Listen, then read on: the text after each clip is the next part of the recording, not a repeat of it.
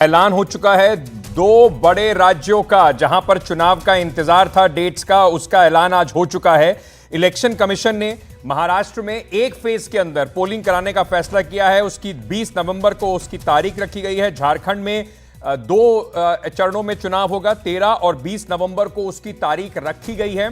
और जो दोनों राज्यों के परिणाम हैं वो 23 नवंबर को घोषित किए जाएंगे। इसके साथ साथ उपचुनाव जो हैं राज्यों के, वो भी जो विधानसभाओं के हैं वो भी किए जा रहे हैं। इसमें उपचुनाव की भी जो घोषणा है वो भी कर दी गई है। लोकसभा की जो 2 सीटें हैं, वायनाड और उसके साथ साथ जो महाराष्ट्र में सीटें, उनको दोनों का ही चुनाव होगा और साथ ही 23 नवंबर को उनके भी परिणाम सामने आ जाएंगे। तो इस वक्त की बड़ी खबर, और साथ ही साथ जो ईवीएम को लेकर इलेक्शन कमीशन पर सवाल उठ रहे थे, जो सवाल उठाए जा रहे थे, कम से कम कांग्रेस ने हरियाणा के चुनाव के बाद जो सवाल उठाए थे उस पर भी इस वक्त सफाई देते हुए सीईसी अनाउंसमेंट के बाद तो 10 विधानसभा जो सीटें हैं उत्तर प्रदेश की, कुल मिला के 47 विधानसभा सीटें हैं, उनका 23 तारीख को, और नांदेड़ और के साथ साथ वायनाड जो विधानसभा है उसका 20 तारीख को वोट उसके कराए जाएंगे और 23 तारीख को इनका भी रिजल्ट सामने आ जाएगा। सीधे चलते हैं, इस वक्त हमारे सहयोगी जुड़ रहे हैं दोनों राज्यों से समझने के लिए कि जो पूरा कौतूहल था, जो पूरी उम्मीद थी, लोग उम्मीद लगाए बैठे थे कि चुनाव कब अनाउंस होंगे। रौनक, सबसे पहले आपके पास एक फेज में चुनाव पूरे महाराष्ट्र में करने का चुनाव आयोग ने फैसला लिया है। इस पर भी सवाल पूछा गया कि महाराष्ट्र बड़ा राज्य है, उसमें एक फेज में चुनाव हो रहे हैं 20 तारीख को, और झारखंड में 2 फेजेस में। उसका जवाब इलेक्शन कमीशन ने दिया, लेकिन आभास सबको था, इसीलिए एक के बाद एक योजनाएं जो हैं इलेक्शन कोड ऑफ कंडक्ट लगने से पहले हम देख रहे थे कि महाराष्ट्र में किस तरीके से सामने आ रही हैं। जी देखिए, निश्चित तौर पर, लेकिन ये कहा जरूर था कि महाराष्ट्र में हमेशा से ही एक फेज में ही चुनाव होता आया है और विधानसभा का चुनाव एक फेज में ही रहा है। लिहाजा इस बार भी एक फेज में ही होगा, क्योंकि पॉलिटिकल पार्टियों की तरफ से जो इलेक्शन कमीशन ने 14 दिन पहले मुंबई में बैठक की थी, उस दौरान भी कई पॉलिटिकल पार्टीज ने अपनी मांग रखी थी कि एक चरण में ही महाराष्ट्र का चुनाव जो है विधानसभा का होना चाहिए। 26 नवंबर को महाराष्ट्र विधानसभा की जो मियाद है वो खत्म हो रही है। लिहाजा 26 नवंबर के पहले महाराष्ट्र में किसी भी सूरत में नई सरकार को यहां पर गठन करना बहुत जरूरी है, नहीं तो राष्ट्रपति शासन लग सकता है। और इसीलिए 23 नवंबर को नतीजे आएंगे। और एक कयास ये भी लगाया जा रहा था कि चूंकि हमेशा देखा गया, खास तौर से मुंबई और आसपास के रीजन में, अगर वीकेंड के पहले कहीं चुनाव की तारीख आ जाती है तो कई लोग जो है वो वीकेंड मनाने के लिए बाहर चले जाते हैं। लिहाजा इस बार बहुत ही स्ट्रेटेजिक पूर्वक जो पॉलिटिकल पार्टीज ने मांग रखी थी चुनाव आयोग से, उसको देखते हुए 20 नवंबर को जो मतदान है वो बुधवार के दिन, यानी ऐसा दिन रखा है कि अगर आप एक दिन की छुट्टी मिलती है तो उसके तुरंत बाद आपका दफ्तर रहेगा। तो मुख्य तौर पर ये सभी स्ट्रैटेजी, और ज़्यादा से ज़्यादा लोग इसमें पार्टिसिपेट कर सके चुनाव में, इसलिए ये स्ट्रैटेजी के तहत किया गया है। दूसरा रहा सवाल महाराष्ट्र में चुनाव कैसा होगा, तो बहुत ही मल्टी कॉर्नर फाइट जो है अलग अलग विधानसभाओं में देखने को मिल सकती है। खासतौर से अगर मराठवाड़ा और विदर्भ के इलाके की बात की जाए तो यहाँ पर कांग्रेस और बीजेपी के अलावा जो छोटी छोटी पार्टियां हैं यहां पर काफी सक्रिय दिख रही है और हर किसी को इस चुनावी रण में उतरना है। तो कई जगहों पर मल्टी कॉर्नर फाइट जो है वो देखने को मिल सकती है। जी, हमारे साथ बने रहिएगा रौनक। हम इस वक्त हमारे सहयोगी प्रभाकर भी हमारे साथ जुड़ रहे हैं, मनीष जी भी हमारे साथ जुड़ रहे हैं और प्रशांत भी हमारे साथ जुड़ रहे हैं। मनीष जी, सबसे पहले आपके पास आना चाहूँगा। ये झारखंड के चुनाव को लेकर जिस तरीके से सरगर्मी बढ़ी हुई है, जैसे महाराष्ट्र में एक के बाद एक योजनाओं को अनाउंस किया जा रहा था, वैसे कल कुछ योजनाएं झारखंड में भी अनाउंस हुई। किस तरीके से अब ये चुनाव को देखते हुए सरगर्मियां बढ़ रही हैं, कैसे इस वक्त चुनावी जो रण है वो सजा दिखाई पड़ रहा है? देखिए, ये झारखंड में पहली बार ये जो चुनाव है वो 2 चरणों में मतदान हो रहा है। इससे पहले झारखंड राज्य की स्थापना के बाद 4 बार विधानसभा चुनाव हुए और हर बार ये पिछले बार 5 फेज में हुए, उससे पहले 6 फेज में भी वहाँ विधानसभा चुनाव हुए हैं। ये पहली बार है कि 2 चरण में मतदान होंगे और ये वहाँ के हर राजनीतिक दल की यही चुनाव आयोग से अपील भी थी और उम्मीद भी थी। दूसरी बात है कि ये पहली बार ऐसा चुनाव है, पहली बार विधानसभा चुनाव है जहां की दोनों फॉर्मेशन, वो चाहे एनडीए, वो भी एकजुट हैं। क्योंकि पिछली बार अगर आपको याद हो तो एनडीए में बीजेपी ने जो उनके पुराने सहयोगी सुदेश महतो की आंसू है, सीटों के तालमेल के ऊपर बात नहीं बन पाई थी और जेडीयू भी अलग लड़ी थी। इस बार एनडीए ने अपना, आप कह सकते हैं, जिसे हाउस इन ऑर्डर किया है और उन्होंने साफ कर दिया है कि वो आंसू और जेडीयू को साथ रखकर ही चुनाव लड़ेगी। तो साथ ही साथ महागठबंधन में कांग्रेस पार्टी है, जेएमएम बड़े भाई की भूमिका में होगी और साथ में आरजेडी है और लेफ्ट पार्टी है। वहाँ पर सीपीआईएमएल के भी एक उम्मीदवार होते हैं जो उनका परंपरागत सीट है। और इस बार देखना यह है कि और भी एक मार्क्सवादी कोऑर्डिनेशन कमेटी है कि क्या उनको निरसा की सीट देते हैं या नहीं। जहाँ तक मुद्दों की बात है, एक तो ये कि पहली बार है कि मुकाबला जो है वहाँ पर मल्टी कॉर्नर यानी कि त्रिकोणीय नहीं होगा। हालांकि एक जयराम महतो की एक पार्टी है जिसने अपने कई सारे उम्मीदवार उतारे हैं, लेकिन जो मुख्य मुकाबला है वो एनडीए बनाम महागठबंधन होगा। और ये पहली बार है कि झारखंड में इस तरीके से मुकाबला आमने सामने का होगा। जहाँ तक मुद्दों की बात है, ये शायद पहला चुनाव है जहाँ पर आप महिला मतदाताओं की भूमिका बहुत ही निर्णायक होगी। और उसका बड़ा कारण यह है कि वहाँ पर हेमंत सोरेन सरकार द्वारा पिछले 3 महीनों के दौरान जो मैया स्कीम चलाई गई, जिसके अंतर्गत हर महीने 1000 रुपये करीब 51 लाख महिलाओं के खाते में जमा किया जा रहा है। और अब ये पिछले कल ही कैबिनेट में ये वादा किया गया कि इस 1000 की राशि को अगर हेमंत सोरेन जीत कर आते हैं तो 2500 बढ़ाकर किया जाएगा। और साथ ही साथ बीजेपी ने भी एक गोगो स्कीम, जो कि वहाँ पर माओं को गोगो कहा जाता है, तो गोगो स्कीम के तहत जो है इस 1000 का काट उन्होंने 2100 किया था और उस 2100 का काट हेमंत सोरेन ने 2500 रुपये किया है। इसके अलावा बीजेपी ने कई अन्य वादे भी किए हैं, जैसे सरकारी नौकरियों का वादा है, 3-3 हज़ार रुपये जो है बेरोजगारी भत्ते की बात है। तो इस बार जो है आप कह सकते हैं कि जो स्कीम वर्सेज स्कीम वादे, बिल्कुल, किसका वादा किसके ऊपर भारी रहता है, यह भी काफ़ी देखने वाली बात होगी। लेकिन जो सबसे बड़ी बात यह है कि जो महिला वोटर, जो बिहार में देखा जाता था महिला वोटरों की भूमिका 2010 से यहाँ हर विधानसभा और लोकसभा चुनावों के दौरान काफ़ी निर्णायक भूमिका होती थी, उसी प्रकार से इस बार झारखंड में भी आप देखेंगे कि सरकार आखिरकार उसी की बनेगी जिधर महिला मतदाताओं का झुकाव होगा। बिल्कुल। और ये अब चुनाव दर चुनाव हर राज्य में इस तरीके की आपको होड़ जो है वो देखने को मिलेगी महिला वोटर्स को लुभाने की, प्रशांत। लेकिन साथ ही साथ इन दोनों राज्यों के साथ जो लोकसभा के उपचुनाव हैं और जो विभिन्न विधानसभाओं के उपचुनाव हैं वो भी कराए जा रहे हैं। एक महत्वपूर्ण उपचुनाव जो होने वाला है वो लोकसभा वायनाड जो है, जहां से प्रियंका गांधी को उतारे जाने की बात कही गई थी, वो भी होगा। 13 तारीख को वायनाड में चुनाव होंगे, जब पहला फेज झारखंड का हो रहा होगा। कांग्रेस के लिए यह भी एक प्रेस्टीज बैटल से कम नहीं होगी, कि लड़ाई, नाक की लड़ाई, जिसमें प्रियंका गांधी को बड़े मतों से जिताकर वो कम से कम लोकसभा भेजना चाहेंगे। बिल्कुल, देखिए अंकित, न सिर्फ वायनाड की लड़ाई बल्कि जो दूसरी नाक की लड़ाई होगी उपचुनाव, वो उत्तर प्रदेश में जो 10 विधानसभा की सीटों के लिए उपचुनाव होने हैं, दोनों ही जगह आप मानकर चलिए। वायनाड पर तो राहुल गांधी ने बड़ी जीत दर्ज की थी और वो सीट उन्होंने छोड़ी थी और पहले ही इसकी घोषणा की जा चुकी है कि वायनाड से कांग्रेस पार्टी प्रियंका गांधी को मैदान में उतारेंगी और वो मैदान में वहाँ से अब चुनाव में पहली बार वो चुनावी मैदान में उतरेंगे। लेकिन जो असल नज़र रहेगी लोगों की वो है उत्तर प्रदेश में जो 10 विधानसभा सीटों पर उपचुनाव होने हैं, उसमें भी जो अयोध्या की जो सीट है फैज़ाबाद की, उसमें मिल्कीपुर विधानसभा सीट है जो अवधेश प्रसाद जो सांसद बन गए हैं, उनके सांसद बनने के बाद वो खाली हुई है। उस सीट पर सबकी नज़र रहेगी और आप तय मानिए, और आप देख रहे हैं पिछले कई दिनों से उत्तर प्रदेश में किस तरह का सियासी माहौल है, वो सिर्फ इसलिए है कि सभी पार्टियों की नज़र उन 10 सीटों पर है और इन उपचुनाव में जो जितनी ज़्यादा सीटें जीतेगा वो उसके जो आगे आने वाला विधानसभा चुनाव उत्तर प्रदेश में वो काफ़ी कुछ उसमें उसको देखा जा सकेगा। तो आपने बिल्कुल ठीक कहा, विधानसभा चुनाव पर भी नज़र रहेगी। और मैं एक छोटा सा अपडेट दे दूं कि महाराष्ट्र और झारखंड में जैसे ही चुनाव अनाउंस हुआ है, कांग्रेस पार्टी ने आपसे पहले दोनों ही राज्यों के लिए अपने अपने ऑब्जर्वर्स नियुक्त कर दिए हैं।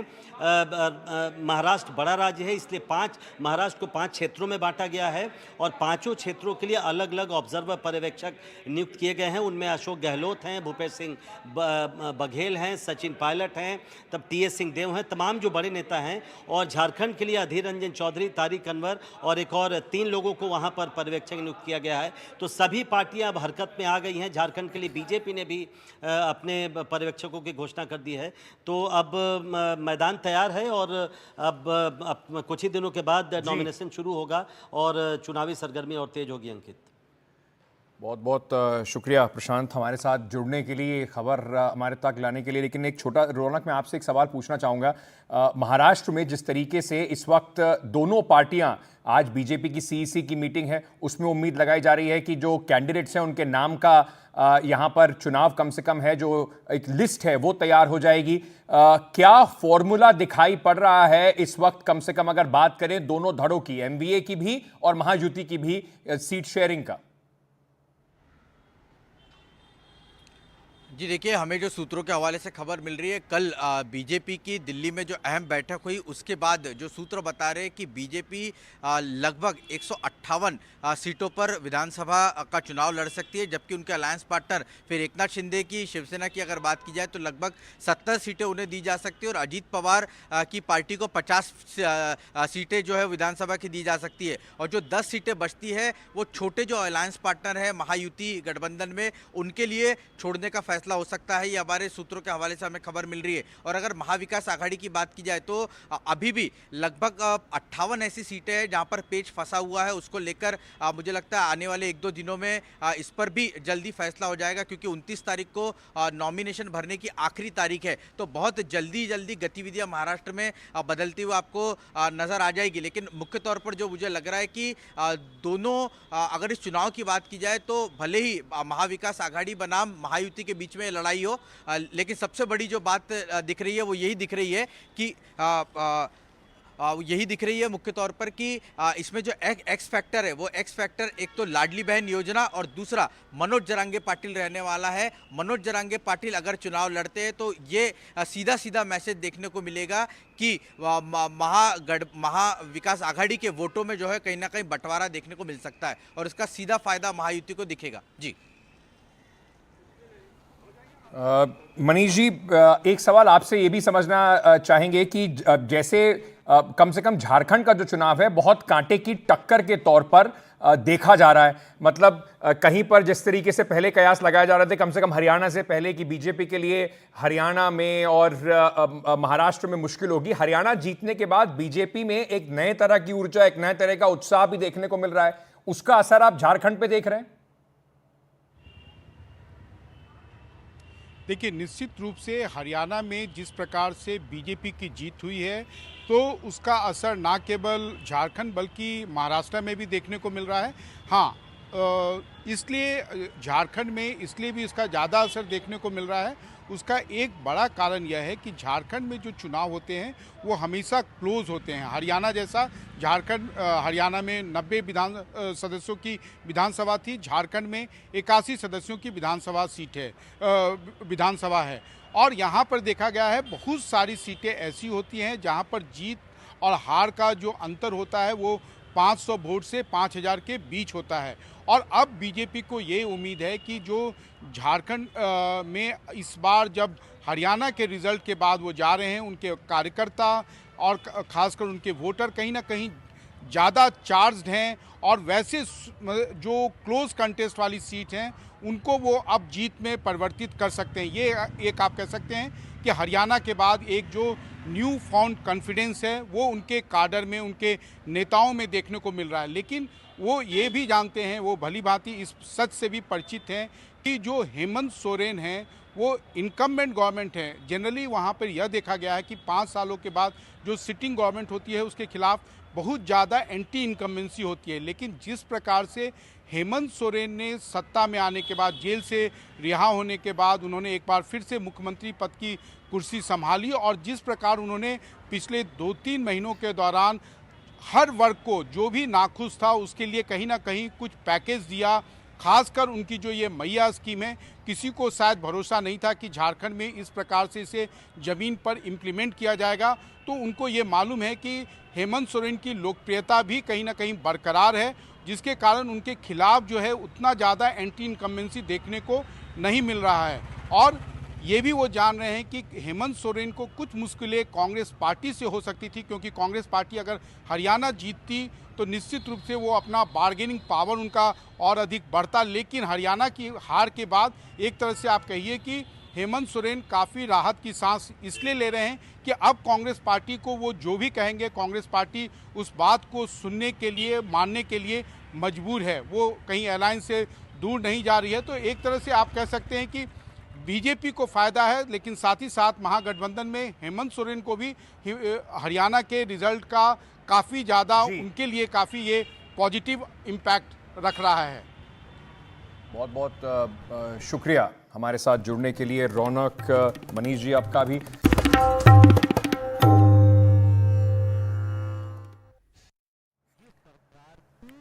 चलिए तो सीधे चलते हैं हमारे साथ जो हमारे मेहमान जुड़ रहे हैं इस वक्त की बड़ी खबर पर। हमारे साथ वेंकटेश केसरी साहब जुड़ रहे हैं, सीनियर जर्नलिस्ट हैं महाराष्ट्र से। राजेंद्र तिवारी जी जुड़ रहे हैं, सीनियर जर्नलिस्ट हैं झारखंड से। आप दोनों का बहुत बहुत स्वागत। सबसे पहले मैं आपसे समझना चाहूंगा केसरी साहब, अब क्योंकि बहुत दिनों से संशय था कब डेट अनाउंस होगी, डेट आएगी तो उसके बाद चीजें और थोड़ी क्लियर होंगी, अब डेट की जो संशय था वो खत्म, चुनाव की बिल्कुल तैयारी, किस तरीके से आप इसको अभी देख रहे हैं? आपके हिसाब से महाराष्ट्र की रणभूमि कैसी सजी दिखाई पड़ रही है इस वक्त? ऐसा है कि इस वक्त तो दोनों पार्टियां जो है, महाविकास आघाड़ी और महायुति, ये दोनों बराबरी चल रहे हैं। क्योंकि पिछले 2 महीनों में जो रिकॉर्ड नंबर ऑफ जो डिसीजन लिए स्टेट गवर्नमेंट ने, उसका इम्पैक्ट उसके ऊपर उनको लगता है कि कुछ न कुछ उनको उसका फायदा हो जाएगा। और जो उसको महायुति कहते हैं, जो रूलिंग फ्रंट है, और जो महाविकास आघाड़ी है अपोजिशन पार्टीज की, उनको लगता है एंटी इनकम्बेंसी का हमको फायदा होगा। लेकिन दोनों की तैयारी अच्छी है।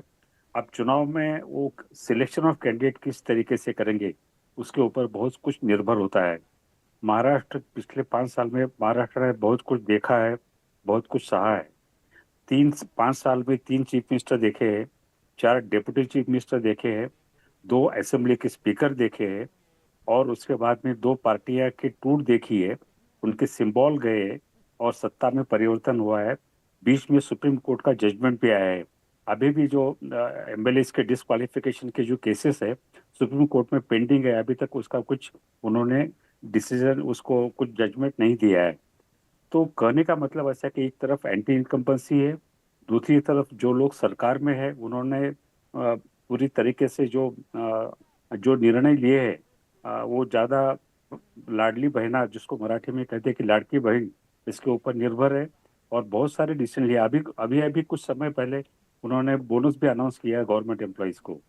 तो एक तरफ डिसीजन है, वेलफेयर डिसीजन है, पूरा बुनांजा है, दूसरी तरफ एंटी इनकम्बेंसी है, और दोनों तरफ के जो खिलाड़ी वो मंझे हुए हैं, राजनीति में अप्स एंड डाउन्स उन्होंने देखे हुए हैं।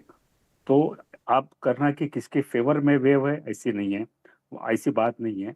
वहाँ कोई एक बड़ा लीडर नहीं है। हरियाणा में कांग्रेस वर्सेस बीजेपी था, लेकिन महाराष्ट्र में 2 फ्रंट है। यानी फिर अच्छा, सबसे ज़्यादा सीट जो रिपोर्ट्स आ रही है कि बीजेपी कॉन्टेस्ट करने वाली है, 150 से ज़्यादा, ये 158 कहते हैं लोग। अगर सबसे ज़्यादा सीट बीजेपी अगर कॉन्टेस्ट करने वाली है तो नेचुरली आने वाला, अगर वो सत्ता में आती है तो चीफ मिनिस्टर उनका बनेगा।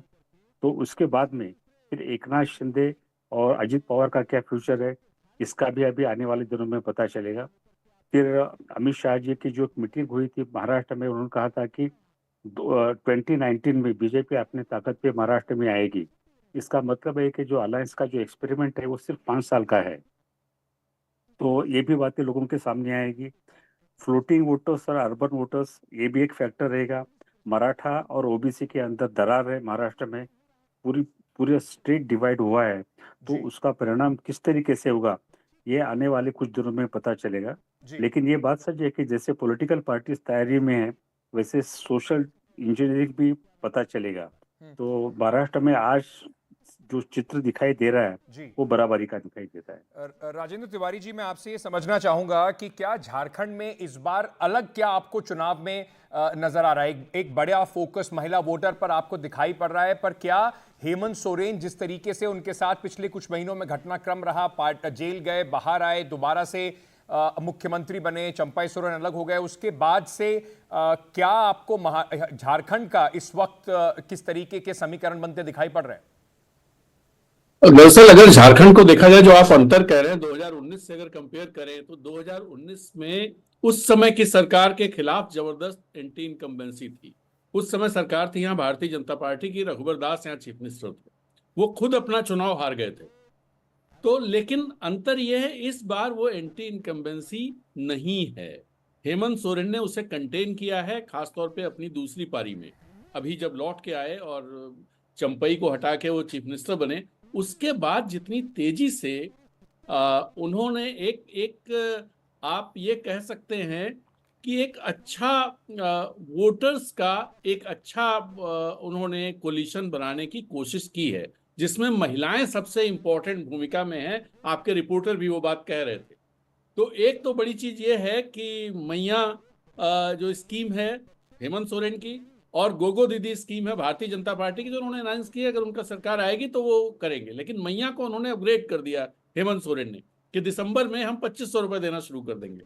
तो एक बड़ी चीज ये है, और इसकी वजह बड़ी ये है जिससे हेमंत को बढ़त मिलती दिखाई देती है आज की तारीख में, वो ये कि डिलीवरी बहुत बहुत क्लियर और बहुत स्ट्रांग ट्रांसपेरेंट तरीके से है। 51 लाख महिलाओं के अकाउंट में 3 बार से पैसे जा चुके हैं, और पूरे पैसे गए। भारतीय जनता पार्टी कह रही है उसने कट जाता है, लेकिन ऐसा है नहीं।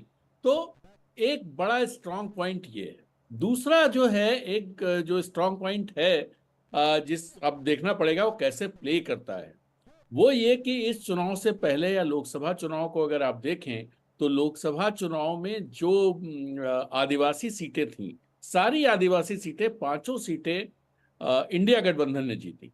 भारतीय जनता पार्टी वहीं पर यहाँ पर कमजोर रही। हालांकि दूसरे राज्यों के मुकाबले भारतीय जनता पार्टी का प्रदर्शन यहाँ अच्छा माना जा सकता है, उसका वोट परसेंटेज भी ज्यादा रहा।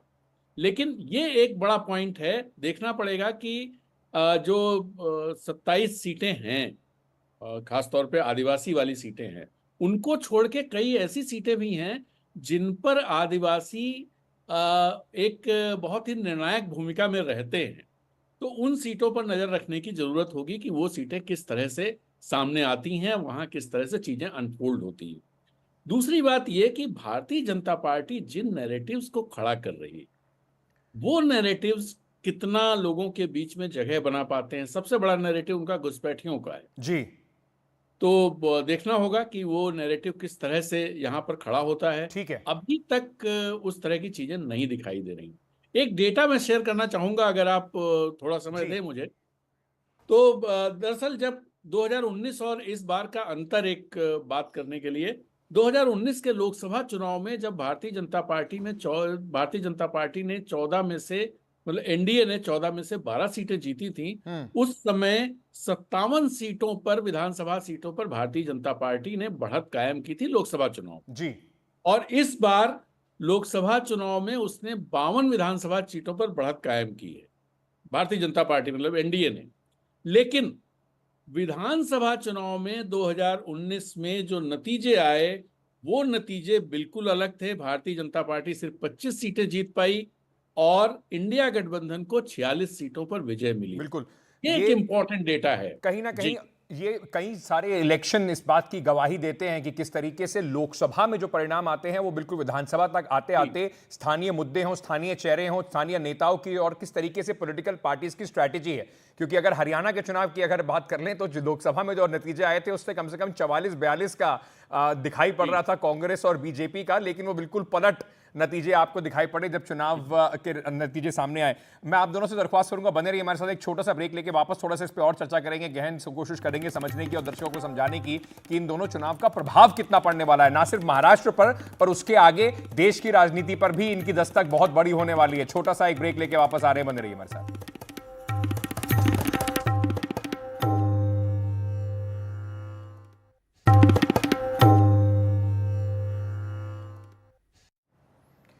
चलिए, तो इस बार सारा फोकस जो इस वक्त है वो फोकस है महाराष्ट्र और झारखंड के चुनाव का। केसी साहब, अगर मैं आपसे ये सवाल पूछूं, जिस तरीके से हम बात कर रहे थे, अक्सर हमने देखा है कि महाराष्ट्र में इससे पहले जो इलेक्शन होते थे वो काफ़ी मल्टी कॉर्नर फाइट कई जगह पर देखने को मिलती थी। लेकिन अब पिछले 5 साल में स्थिति बिल्कुल बदलती दिखाई पड़ी है। तो क्या ये मान के चला जाए कि बिल्कुल दो जो प्रमुख यहां पर जो जो अलायंस है और जो विपक्ष का अलायंस है, उनके बीच में बाइपोलर फाइट दिखाई पड़ रही है, या अभी भी महाराष्ट्र के अंदर चाहे वो वंचित अगाड़ी हो या साथ ही साथ AIMM हो, कई जगह पर वो भी खेल खराब कर सकते हैं? ऐसा है कि महाराष्ट्र में 1995 से कोalition गवर्नमेंट चल रही है, उसके अंदर कोई ब्रेक नहीं हुआ है। और इस चुनाव में जैसा कि महायुति जो रूलिंग फ्रंट है और महाविकास आघाड़ी जो विपक्ष का फ्रंट है, उसके बाहर प्रकाश अंबेडकर की वंचित पार्टी है, राज ठाकरे के MNS है, MIM है, और पता नहीं और छोटे छोटे दल कैसे रहेंगे क्या नहीं, उसका क्या रहेगा। तो मल्टी कॉर्नर होगा, लेकिन जो मेन फाइट होगी ये दोनों फ्रंट में होगी, महायुति और महाविकास आघाड़ी में। तो महाराष्ट्र में, और फिर इसके पहले महाराष्ट्र में जातीय यानी सोशल डिवाइड इतना, कास्ट डिवाइड इतना नहीं होता था, जो इस चुनाव में वही भी एक फैक्टर रहेगा। मनोज जरांगे पाटिल ने अभी तक ये स्पष्ट नहीं किया कि वो अपने उम्मीदवार खड़ा करेगा कि नहीं करेगा। अगर वो करता है तो फिर सभी राजनीतिक पार्टियों की आइडियोलॉजी अलग हो जाएगी, फिर मराठा बनाम OBC ऐसा भी हो सकता है। और फिर महाराष्ट्र में तीसरा फैक्टर है, महाराष्ट्र सबसे ज्यादा अर्बन स्टेट है। बॉम्बे में तो कास्ट फैक्टर ही नहीं चलता है। बॉम्बे और ठाणे में काफी साइजेबल सीट्स है, 30 से ज्यादा है, बिल्कुल 30-35 से। हाँ, तो फिर वहाँ कौन सा कार्ड चलेगा ये भी पता नहीं है। ये उद्धव ठाकरे को डैमेज करना ये राज ठाकरे का काम है। यानी कि कुल मिला के कहें तो महाराष्ट्र में, जैसे हर भारत के कई विभिन्न राज्यों में देखा जाता है कि चुनाव बहुत कॉम्प्लेक्स है, अलग अलग जगह पर अलग अलग तरीके से वोटिंग होगी। मैं आप दोनों से माफी चाहूंगा, मेरे पास समय बिल्कुल खत्म हो गया है। छोटा सा एक ब्रेक लेके वापस आ रहे हैं, खबरों का सिलसिला जारी है।